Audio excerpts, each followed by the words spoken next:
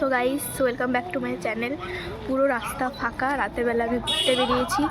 কাল রাত থেকে মারাত্মক জ্বর, আমার 103 জ্বর ছিল, 102 জ্বর। সারা দুপুর আমি পড়েছিলাম অচৈতন্য। আমার জেঠি গিয়ে 1 ঘন্টা ছিল আমাদের বাড়িতে, আমি জানি না আমাকে সেবা করে এসছে 1 ঘন্টা, আমি জানি না।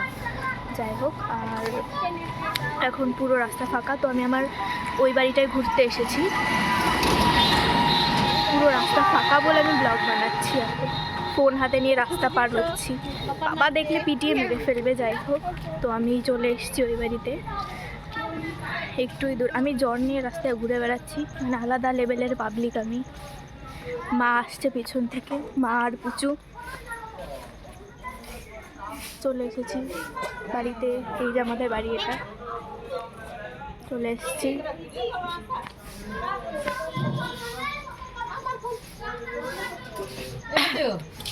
চলে এসেছি।